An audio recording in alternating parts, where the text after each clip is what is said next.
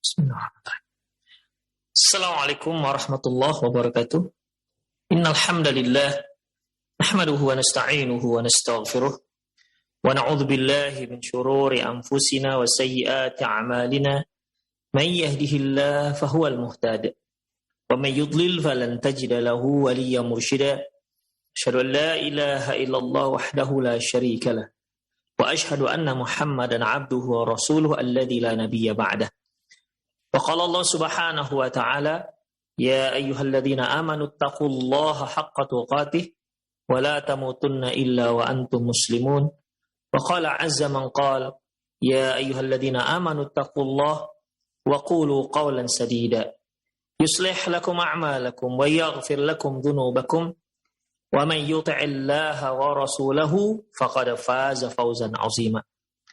Ya ayyuhan nasu taqu rabbakumul ladzi khalaqakum min nafsin wahidah wa khalaqa minha zawjaha wa batha minhuma rijalan katsiran wa nisaa'a wattaqullaha alladzi tasaaluna bihi wal arham innallaha kana 'alaikum raqiba. Amma ba'du, inna astaqal hadithi kitabullah wa khairal hadi hadi Muhammad sallallahu alaihi wasallam wa syarral umur muhdatsatuha wa kullu muhdatsatin bid'ah wa kullu bid'atin dhalalah wa kullu dhalalatin finnar. Para pemerhati Roja TV dan pendengar radio Roja dimanapun Anda berada, alhamdulillah kembali di pagi hari ini kita bertemu dalam acara perjalanan setelah kematian, di mana dalam kajian ini kita akan mengurut ataupun kita akan memperhatikan bagaimana perjalanan manusia setelah Allah cabut nyawanya hingga nanti berakhir di dunia, berakhir di surga ataupun berakhir di neraka. Ikhwah, di kajian lalu kita telah bahas terkait dengan hari berbangkit. Telah kita bicarakan panjang lebar terkait dengan definisinya. Kemudian sebagaimana juga yang telah kita bicarakan bahwasanya Rasulullah SAW mengabarkan kepada kita bahwa sebelum ditiupkannya sangkakala yang kedua, Allah Subhanahu wa Ta'ala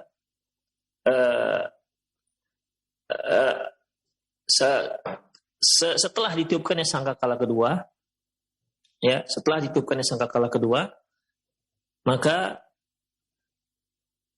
tulang belulang ataupun jasad manusia yang sudah menjadi tanah, kecuali tulang ekor, itu sedikit demi sedikit akan tumbuh bagaikan sebutir bibit.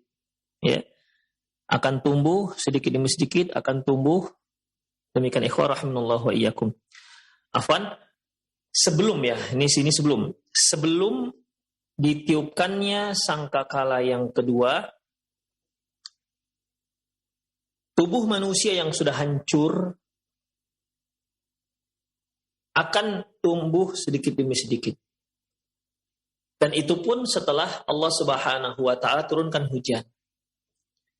Jadi tubuh manusia yang sudah hancur lebur, ya, dan yang tersisa hanya tulang ekor, sebagaimana sabda Rasulullah SAW bahwasanya seluruh tubuh manusia akan hancur illa ajabul dzambin, kecuali tulang ekor. Ya. Tulang ekor ini tidak punah. Ya, tidak punah. Kalaupun kita pernah mendengar bahwasanya rambut itu tidak busuk, kuku tidak busuk, ya. Namun pada akhirnya juga akan busuk. Yang tidak pernah busuk dan tidak pernah punah yaitu tulang ekor. Baik. Kemudian Allah Subhanahu wa Ta'ala turunkan hujan. Setelah turun hujan, maka tulang ekor ini sedikit demi sedikit akan tumbuh. Tumbuh bagaikan sebutir biji atau bibit yang disirami oleh air, tumbuh hingga akhirnya menjadi sosok manusia yang sempurna. Setelah sempurna jasadnya, ya, maka ditiupkanlah sangkakala yang kedua. Pada saat itu, setelah ditiupkan sangkakala yang kedua, maka seluruh ruh manusia akan kembali ke jasadnya masing-masing. Maka pada saat itulah yang disebut dengan hari berbangkit. Demikian ikhwah rahimanallahu wa iyyakum. Bangkit dari kuburannya. Secara rinci sudah kita bahas di kajian lalu. Nah, sekarang kita bahas terkait dengan ketika tulang ekor itu dihujani oleh air oleh Allah Subhanahu wa taala dan dia pun tumbuh sedikit demi sedikit hingga akhirnya menjadi manusia yang sempurna. Jasad ataupun fisik manusia yang tumbuh di akhirat itu apakah sama dengan jasad manusia yang ada di dunia? Inilah dia yang akan kita bahas. Al-bahthu al-khalqul jadid. Al-bahthu khalqul jadid, yaitu bangkitnya makhluk yang baru. Bangkitnya makhluk yang baru. Yu'idullahu al-ibada anfusahum. Allah akan mengembalikan hamba Allah. Allah akan mengembalikan hamba-hamba Allah. Walakinnahum yukhlaquna khalqan mukhtalifan syai'an ma'amma kanu alaihi minal fil hayati dunya. Tetapi mereka akan diciptakan dengan ciptaan yang berbeda dengan apa yang ada di dunia sebelumnya. Famin dzalika annahum la yamutun mahma asabahumul bala. Di antaranya mereka tidak akan pernah mati walau apapun yang menerpa diri mereka. Walau siksaan apapun yang menerpa diri mereka, tidak akan pernah lagi mati. Kalau di dunia ikhwah, ya, fisik kita di dunia ini, ya, jika siksaan ataupun jika sesuatu itu melewati batas, maka manusia bisa mati. Ya, manusia bisa mati. Misalnya ketika dia dilempar, ya kalau dia hanya dilempar dengan batu kecil nggak akan mati. Walaupun bisa saja itu sebagai sebab kematiannya. Tapi kalau sudah melewati batas, dia akan mati. Siksaan yang melewati batas, ya, itu akan membuat manusia itu akan mati. Demikianlah fisik mereka tidak bisa menerima beban yang seperti itu. Tapi fisik mereka nanti di hari akhirat itu menolak kematian. Tidak akan pernah mati. Sehebat apapun azab, sehebat apapun benturan, sehebat apapun dan lain-lainnya, tidak akan ada yang namanya kematian. Fisik mereka tidak akan pernah mati. Sebagaimana firman Allah Subhanahu wa taala dalam surat Ibrahim ayat 17, "Wa ya'tihil mautu min kulli makanin wa ma huwa bimayyit." Bahwasanya ya, dan mereka akan didatangi oleh kematian dari seluruh penjuru, dari seluruh arah. Wa ma huwa bimayyit, dan dia tidak akan pernah mati. Dia tidak akan pernah mati. Ketika seorang manusia yang menjadi penduduk neraka, itu siksaannya luar biasa dari seluruh arah. Rasa sakit yang luar biasa dari semua arah. Bahkan sakitnya itu tidak hanya di fisiknya, bahkan juga rasa sakitnya itu sampai ke hati. Namun begitu pun mereka tidak akan mati. Wa ya'tihil mautu min kulli makani wa ma huwa bimayyit. Datang semua kematian dari ancaman kematian itu datang dari seluruh arah. Datang bala bencana, azab, siksaan. Namun wa ma huwa bimayyit, dia tidak akan pernah mati. Itulah salah satu perbedaan fisik manusia di akhirat dengan fisik manusia di dunia. Wa fil hadits alladhi yarwihi al-Hakim bi isnadin sahihin an Amr bin Maimun al-Audi. Demikian juga dalam hadis yang diriwayatkan oleh Imam Hakim dengan sanad yang sahih dari seorang sahabat yang bernama Amr bin Maimun al-Adawi, qala, dia berkata, qama fina Mu'adz bin Jabal. Mu'adz bin Jabal berdiri di tengah-tengah kami, faqala, dan berkata, ya Bani Audin, wahai Bani Aud, inni Rasulillahi sallallahu alaihi wasallam, aku itu adalah utusannya Rasulullah sallallahu alaihi wasallam. Ta'lamuna al-mi'ada ila Allah. Kalian sudah mengetahui bahwasanya tempat kembali kita itu kepada Allah. Summa ilal jannati awin nar. Kemudian ke neraka atau ke surga. Kembali kepada Allah, kemudian akan ke surga atau ke neraka. Wa iqamatu la dha'na fihi, dan akan tinggal tanpa ada akhir, tidak akan berpindah lagi. Itulah tempat tinggal yang terakhir. Wa khuludul maut, dan akan kekal, tidak ada kematian. Fi ajsadin la tamut, berada dalam jasad yang tak akan pernah mati. Rawahu Tabrani fil Kabiri wal Awsati bin Nahwi. Diriwayatkan juga oleh Imam Tabrani dalam kitab Kabir Awsat. Ikhwah rahimanallahu iyyakum. Perhatikan di sini Mu'adz bin Jabal mengingatkan Bani Aud bahwasanya kalian wahai Bani Aud akan kembali kepada Allah Subhanahu wa taala. Artinya Mu'adz bin Jabal radhiyallahu anhu sedang mengingatkan, memberikan nasihat kepada Bani Aud tentang kematian, memberikan nasihat tentang hari akhirat, bahwasanya kita semua akan kembali kepada Allah Subhanahu wa taala, dan Allah Subhanahu wa taala akan memperhitungkan semua amalan-amalan kita. Ya, akan memperhitungkan. Kemudian arahnya kemana? Kalau nggak ke surga, ke neraka. Nggak ada tempat yang ketiga, surga atau neraka. Artinya mereka yang mana amila sholihan, barang siapa yang beramal soleh, Allah Subhanahu wa taala akan arahkan dia ke surga. Adapun orang-orang yang durjana, durhaka, apalagi sampai kufur dan syirik pada Allah Subhanahu wa taala, maka arahnya adalah ke dalam neraka jahanam. Demikian ikhwan rahimanallahu wa iyyakum. Iqamata la dha'na fi, dan dia akan iqamah, artinya dia tetap tinggal di situ, tidak akan pindah kemana-mana lagi, dan kekal selamanya, serta jasad mereka tidak akan pernah menerima kematian lagi. Kematian sudah mereka rasakan ketika mereka di dunia. Demikian ikhwah rahimanallahu wa iyyakum. Wa min dzalika ibsarul ibadi ma lam yakunu yubsirun. Demikian juga nanti di hari akhirat, di antara kriteria fisik manusia yang disebutkan Rasulullah SAW, yaitu mereka nanti di akhirat bisa melihat apa yang tidak pernah mereka lihat apa yang tidak bisa mereka lihat di dunia. Jadi kemampuan daripada mata kita ini berbeda. Kemampuan mata kita di dunia akan jauh berbeda dengan kemampuan mata kita di hari akhirat. Demikian ikhwah. Di hari akhirat nanti kita akan bisa melihat apa yang tidak bisa kita lihat di dunia. Fa innahum yubsiruna fi dzalikal yaumal malaikata wal jin. Yubsiruna fi dzalikal yaumi al malaikata wal jin, yaitu nanti ya manusia akan melihat, mampu pada hari itu mereka akan mampu melihat malaikat dan jin.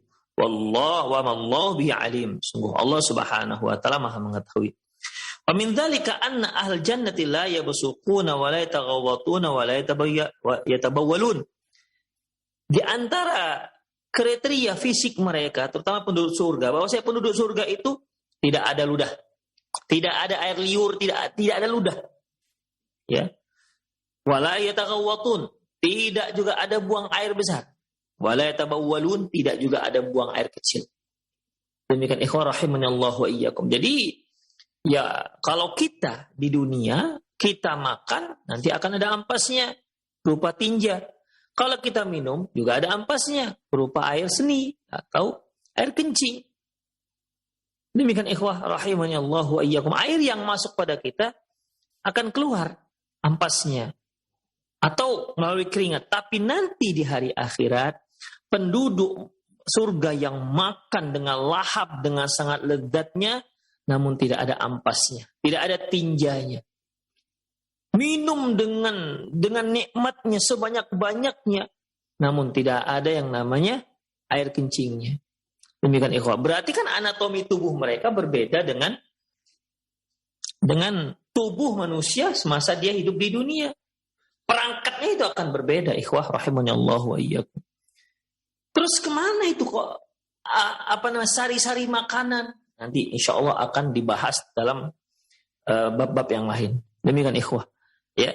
Jadi kalau manusia yang normal di dunia, ya dia harus buang air kecil, harus buang air besar.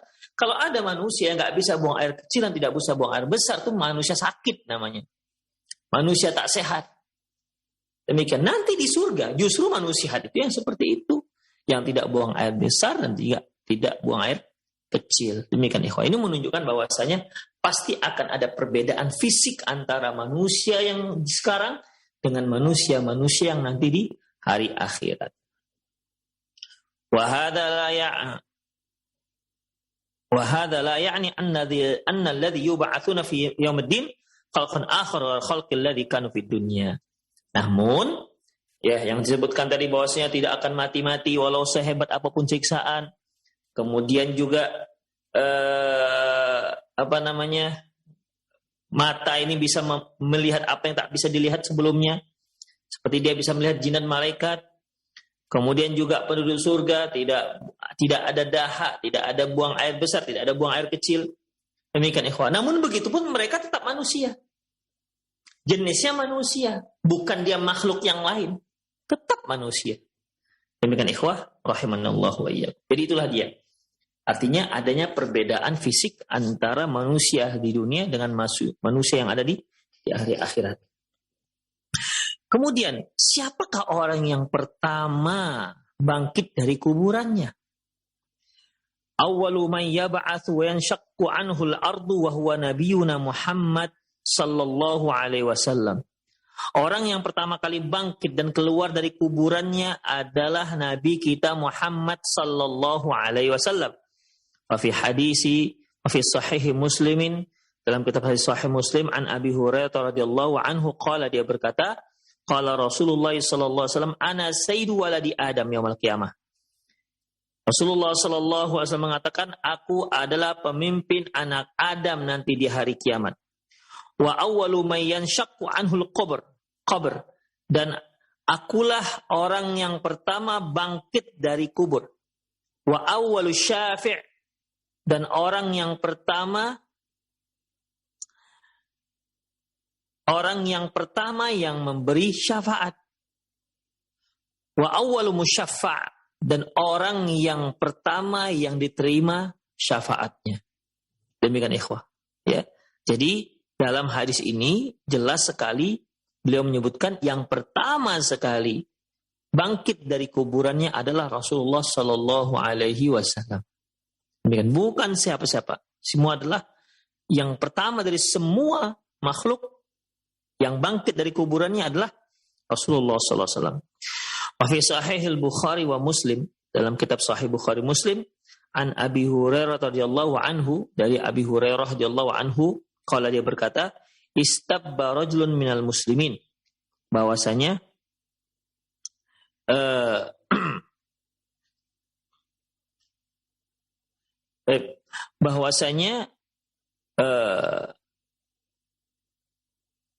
istabba rajulun minal muslimin wa rajulun minal yahud, terjadi pertengkaran antara seorang muslim dengan seorang yang beragama Yahud.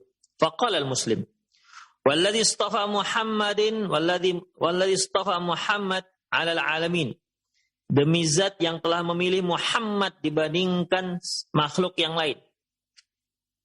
Faqal Yahud, orang Yahudi juga mengatakan, walladhi istafa Musa 'alal 'alamin, demi zat yang telah mengistimewakan Musa daripada semua makhluk alam ini.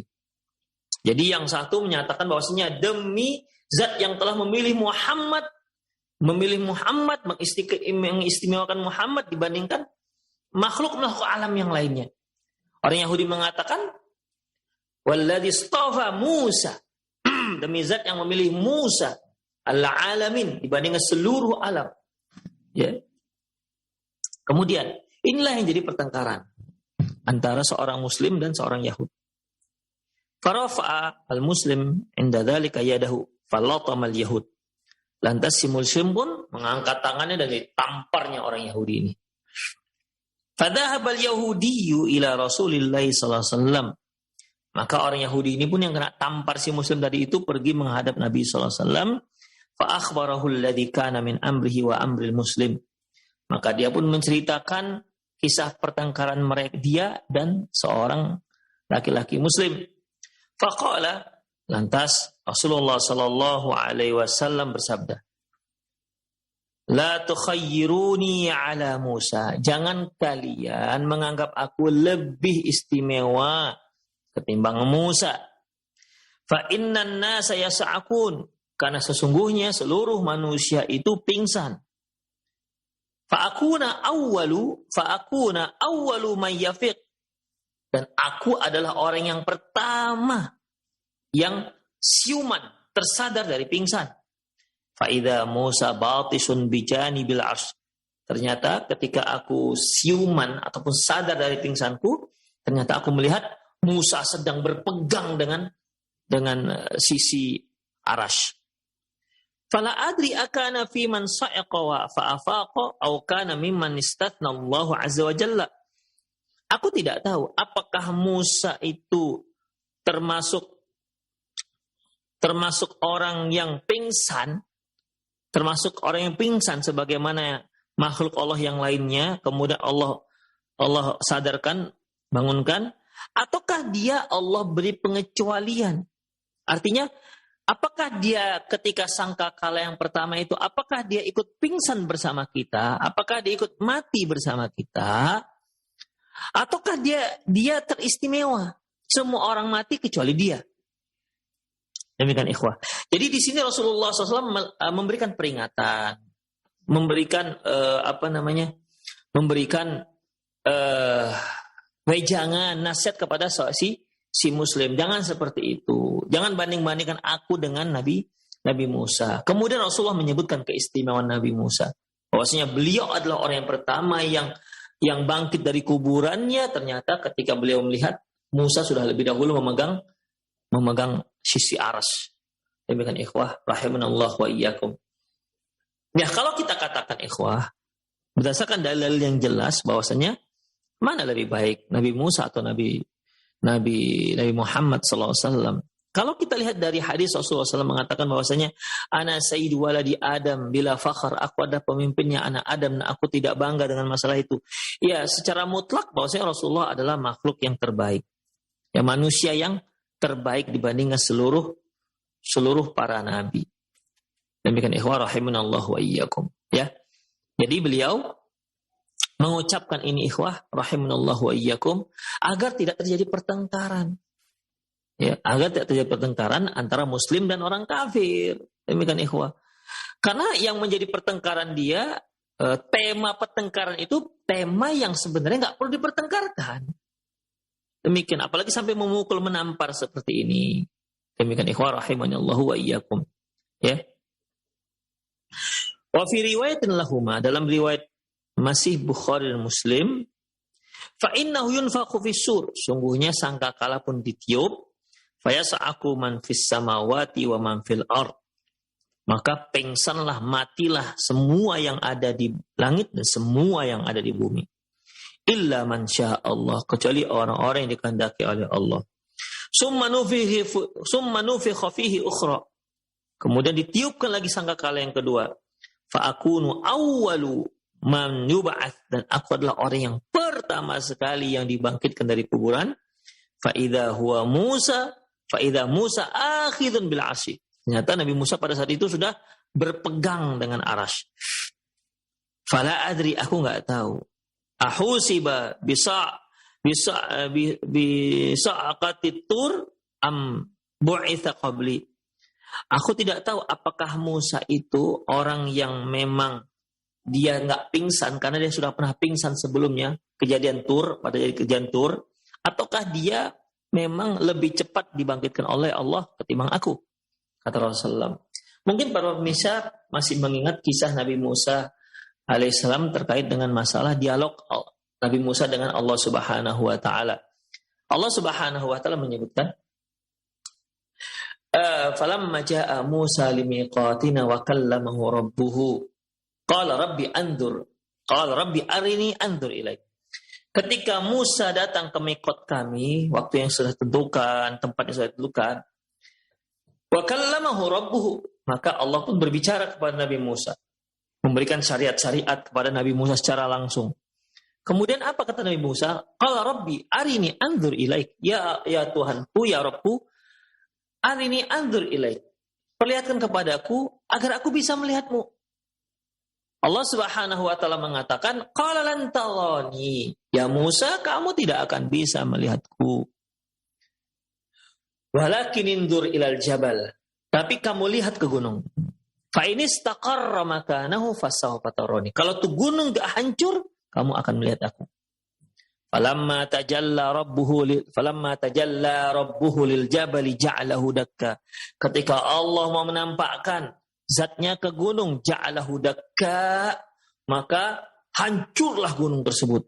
Wa kharra Musa sa'iqa, dan Nabi Musa pun jatuh pingsan. Ini dia ikhwan yang dimaksud dalam hadis ini.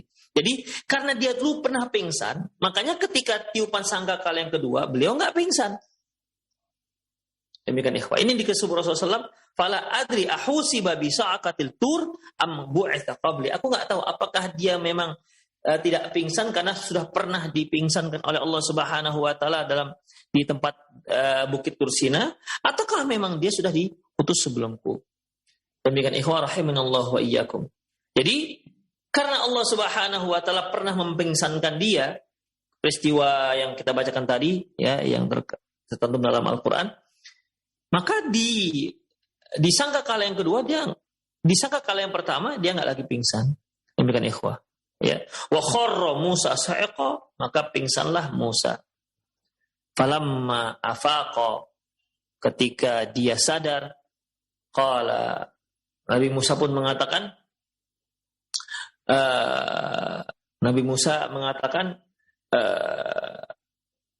Subhana, sungguh maha suci engkau ya Allah Subhanahu wa ta'ala.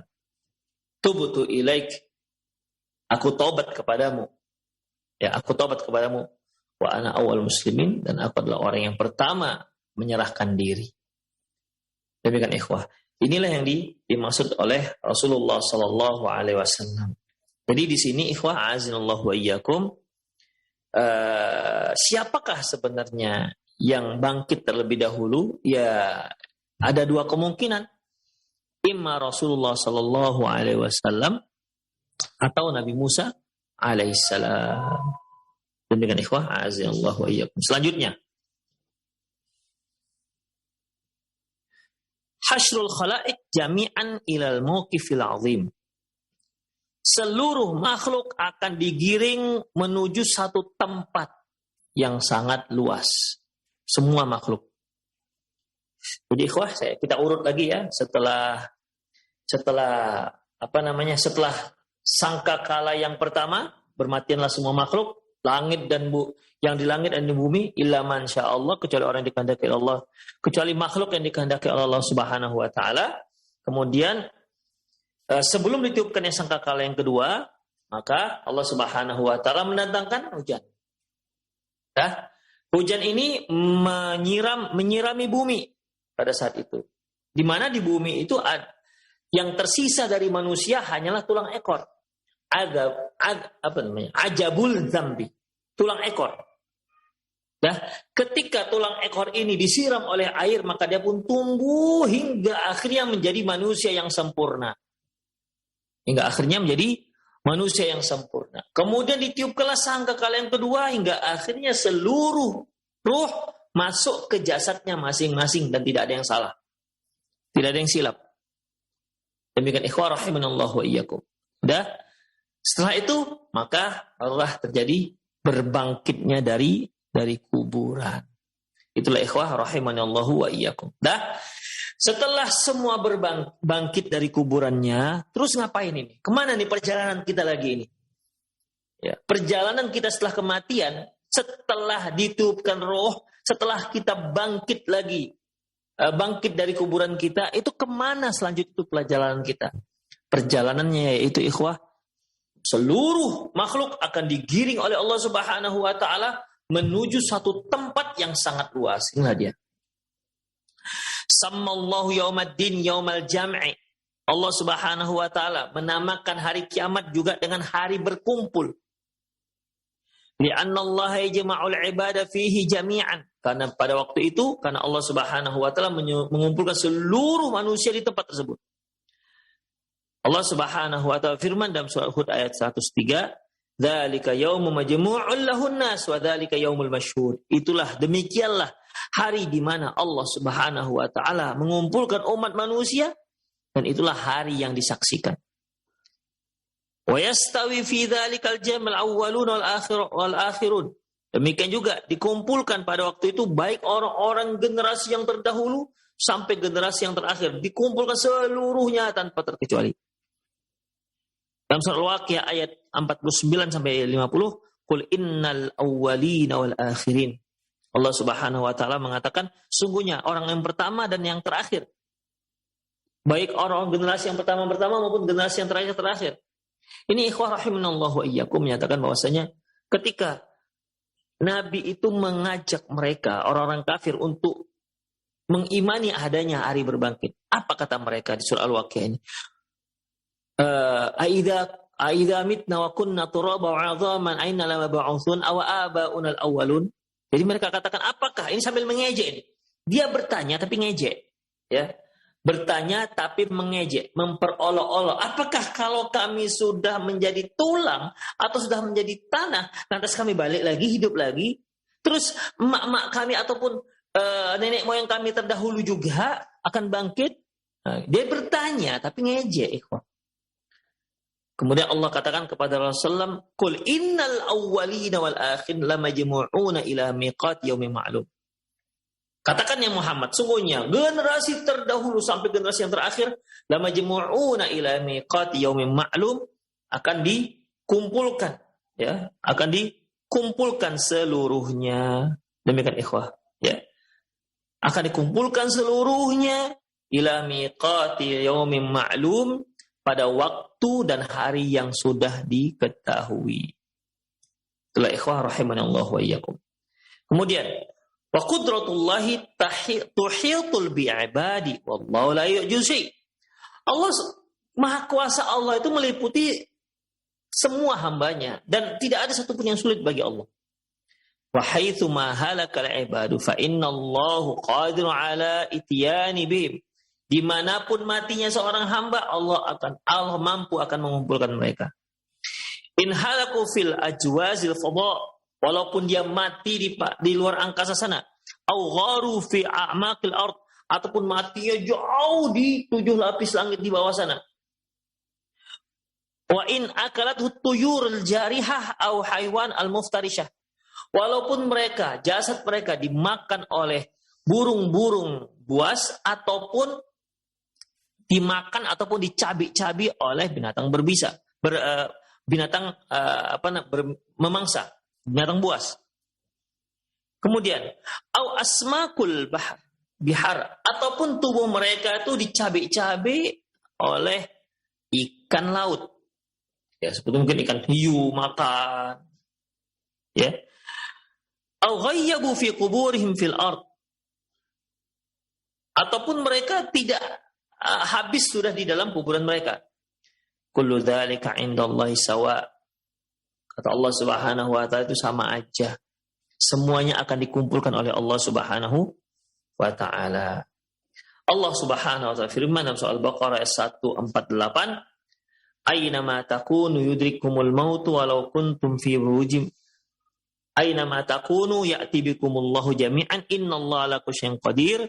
Dimanapun kalian berada, ya'ti bikumullahu jami'a, Allah akan mengumpulkan seluruh kalian. Innallaha ala kulli syai'in qadir, sungguhnya Allah itu maha berkuasa atas segala sesuatu. Demikian ikhwah rahimanallahu wa iyyakum. Al-Baqarah ayat 148. Wa kama anna qudratullahi muhitun bi'ibadihi ta'ti bihim haitsu ma kanu. Karena Allah Subhanahu wa taala maha berkuasa atas semua hambanya, maka Allah juga akan maha berkuasa untuk mendatangkan seluruh mereka. Fakadzalika ilmul muhitu bihim, demikian juga ilmu Allah Subhanahu wa taala meliputi seluruh makhluknya. Fala yansa minhum ahadun wa la yadhillu minhum ahadun. Tidak ada satupun yang terluput dan tidak ada satupun yang terlupa. Demikian ikhwah. Jadi tidak ada satupun yang kok enggak, satu orang mana nih enggak bangkit, lupa membangkitkan, enggak. Ya. Enggak ada seorang pun yang terluput dan tidak ada seorang pun yang terlupa. Wala yashuddu bihim ahad.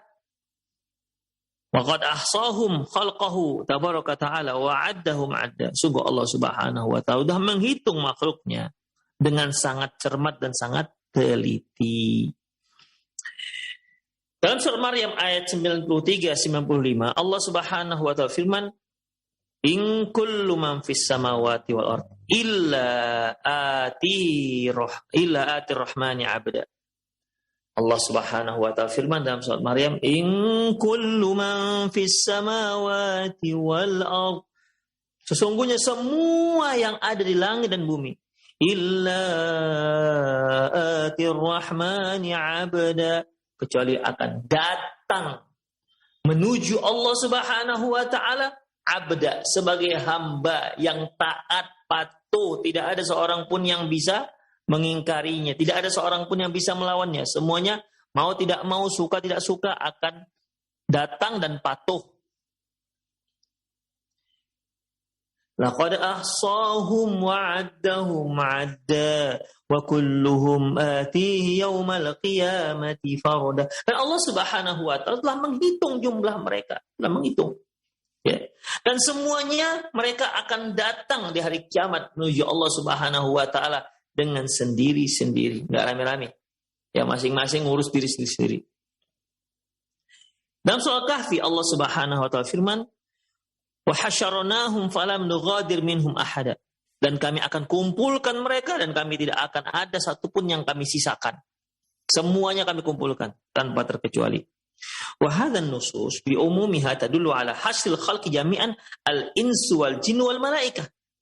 Dari ayat-ayat yang telah kita baca di atas, secara umum menunjukkan bahwasanya ayat tersebut menunjukkan bahwa Allah Subhanahu wa ta'ala akan mengumpulkan seluruhnya, manusia, jin dan malaikat. Wala haraja ala man faqaha minha annal hasyra yatana al-bahaim aidan. Dan bukan satu hal yang aneh juga bagi siapa yang memahami bahwasanya dikumpulkan di situ juga bukan hanya jin dan manusia, malaikat, tapi juga termasuk hewan-hewan. Demikian ikhwan. Jadi semua digiring satu tempat. Manusia, jin, malaikat dan hewan. Wa qad ikhtalafa ahlul ilmi fi hasyl bahaim. Hanya saja memang para ulama berbeda pendapat tentang mengumpulkan hewan-hewan ternak. Fadhahaba Ibnu Taimiyah ila anna dzalika kainun. Ibnu Taimiyah mengatakan ya seperti itu, ya.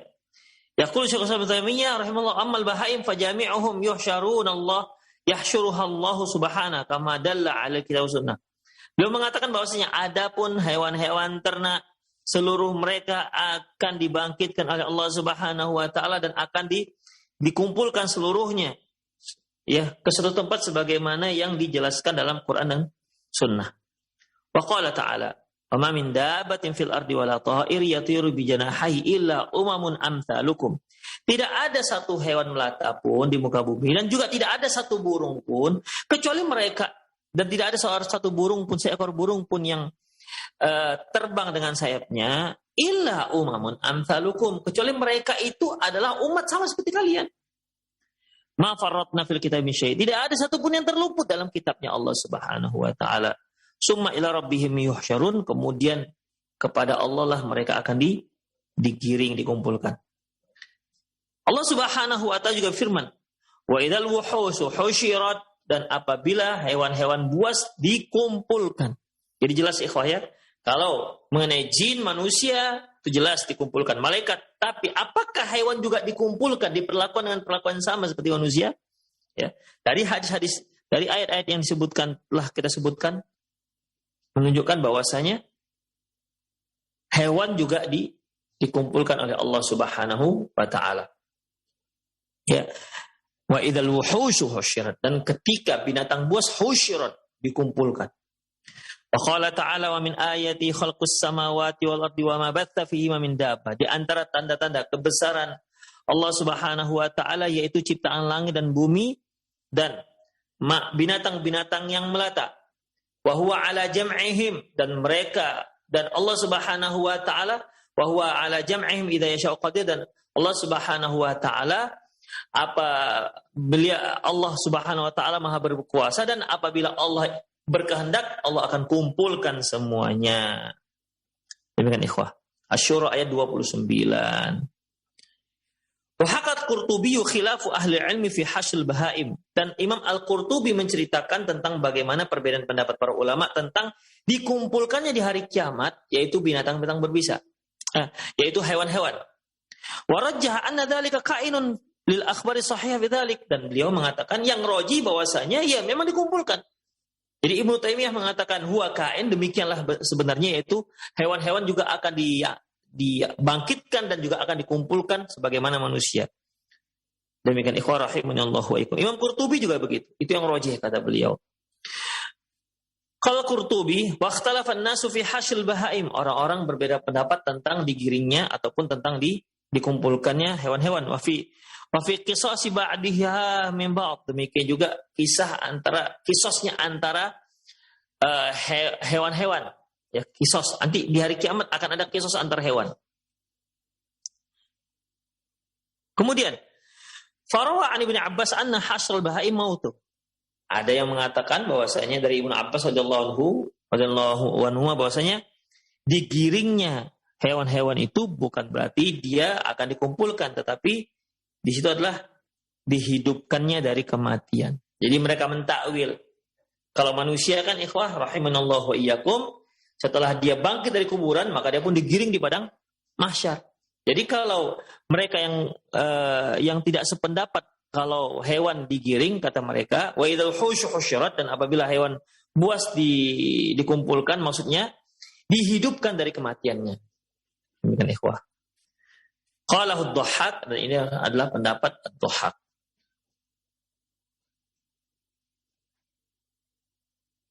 Warawa Ibnu Abbas fi riwayat ukhra, demikian juga Ibnu Abbas meriwayatkan di riwayat yang lain, annal bahaim tuhsyaru tu'at. Bahwasanya hewan-hewan juga akan digiring dan akan dibangkitkan dari kuburan. Qalahu Abu Dzar. Ini adalah pendapat Abu Dzar wa Abu Hurairah wa Amr bin As wa Hasan al-Basri dan lain-lain. Bahwa sahih, dan inilah pendapat yang benar. Sebagaimana firman Allah Subhanahu wa taala, wa idzal wuhusyu husyirat, dan di saat hewan buas itu digiring ya di padang mahsyar. Summa ila rabbihim yuhsyarun, kemudian kepada Allah lah kalian akan digiring.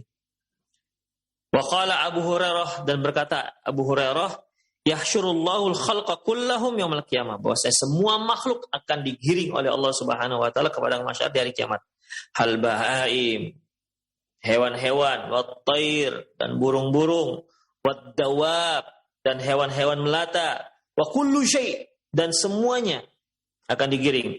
Fayablughu min adlillahi ay ya'khudhal jam'a minal qurana, dan sampai-sampai keadilan itu nanti di hari akhirat adalah keadilan Allah, yaitu bahwasanya hewan yang tak bertanduk akan menuntut balas pada hewan yang bertanduk. Artinya bagaimana ikhwah? Ketika semasa di dunia, hewan yang bertanduk itu suka nanduin hewan tak bertanduk. Nah, nanti di hari akhirat yang tak bertanduk ini akan mengkisos hewan yang bertanduk.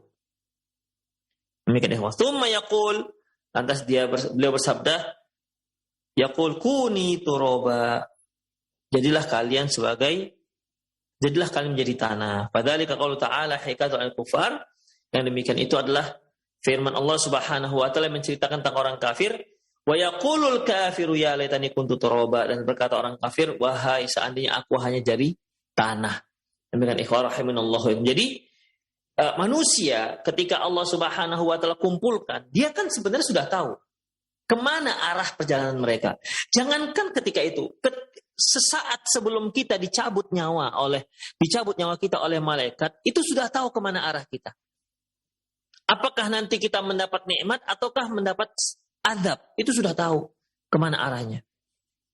Demikian ikhwah rahimanallahu ikum. Makanya Rasulullah SAW pernah mengatakan, man ahabba liqa Allah ahabba liqa'ahu, barang siapa yang suka bertemu dengan Allah, maka Allah juga suka bertemu dengan dia. Kenapa dia suka bertemu dengan Allah? Padahal kalau mau bertemu dengan Allah itu harus mati dulu. Maksudnya bagaimana ikhwah?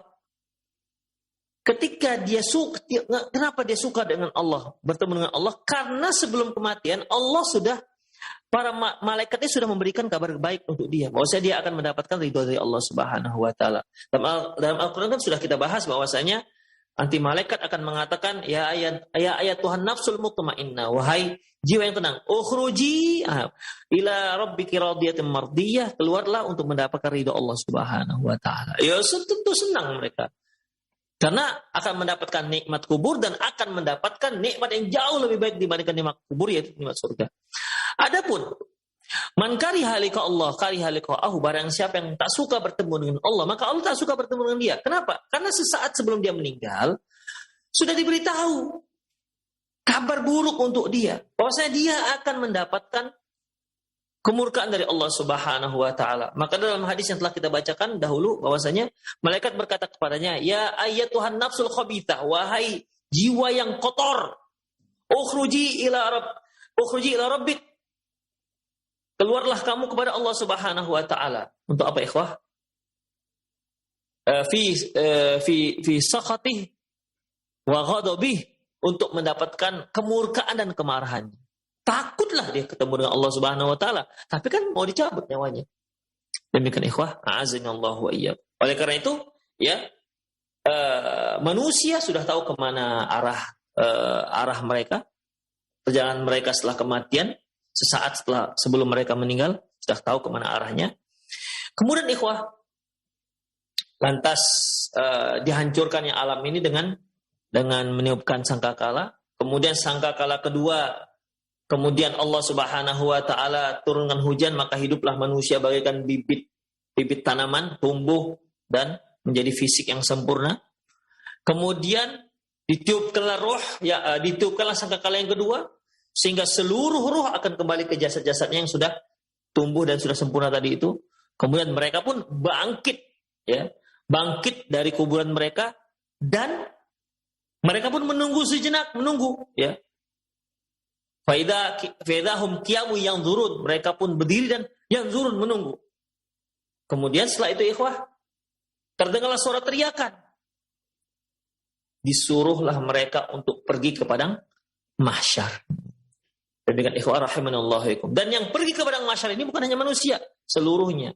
Jin, manusia, malaikat, termasuk hewan-hewan. Demikian ikhwah azallahu. Kemudian nanti akan muncul hari perhitungan, ya, hari perhitungan. Maka ada hari kisos juga. Nah, hewan-hewan yang pernah menzolimi hewan lain, ya, ada yang zolimi juga ya. Yang bertanduk menzolimi yang nggak bertanduk. Ayam-ayam yang bertaji menzolimi yang ayam nggak bertaji misalnya. Mentang-mentang bertaji, ditajinya temannya misalnya kan. Di hari akhirat, ayam tak bertaji itu nanti akan membalas hewan yang bertaji. Ayam yang bertaji. Hewan yang nggak bertanduk akan membalas tandukan hewan yang dulu pernah menanduk dia. Demikian ikhwah rahimani Allah wa iyyakum. Dan itu disaksikan oleh manusia dan jin. Saksikan. Tetapi untuk hewan, setelah semua selesai kisos, ya, setelah pembalasan sudah selesai, Allah katakan kunu turoba. Jadilah kalian tanah, selesai urusan mereka. Namun bagi manusia, bagi jin dan manusia, ya, ketika sudah selesai kisos, apakah selesai juga perjalanan mereka? Enggak, ikhwah. Ya enggak. Orang mukmin akan ke surga, mendapatkan nikmat surga. Orang kafir akan mendapatkan azab neraka. Disitulah makanya orang kafir mengatakan, wa yaqulul kafiru ya laitani kuntu turaba. Disitulah orang kafir mengatakan, wahai seandainya aku jadi tanah saja. Seperti apa? Seperti itu hewan. Sudah selesai saling balas, sudah jadi tanah aja, itu lebih baik. Karena mereka tahu ikhwah. Ya, kalau hewan jadi tanah, selesai ceritanya. Manusia nggak jadi tanah. Dia tetap ada masalah lain yang harus diselesaikan. Demikian ikhwah. Disitulah makanya ya Allah menceritakan, itu orang kafir akan menyesal nanti. Mereka akan mengatakan, laitani kuntu turaba, wahai seandainya aku jadi tanah saja seperti hewan-hewan yang lain-lainnya. Demikian ikhwah rahimanallahu wa iyyakum. Tapi sekali lagi, manusia tidak sampai di situ perjalanannya. Perjalanannya masih ada dan masih panjang. Ya. Dan orang kafir tentunya ujung perjalanannya yaitu neraka jahanam. Demikian ikhwah rahimanallahu wa iyyakum. Saya kira itu sajalah untuk pagi hari ini, ikhwah ya. Berhubung satu hal, kita tidak buka tanya jawab ya. Semoga apa yang kita bahas manfaat, itulah urutan-urutan perjalanan manusia setelah kematian. Kita masih akan membahas terkait dengan masalah ini, yaitu sifatul hasyal ibad.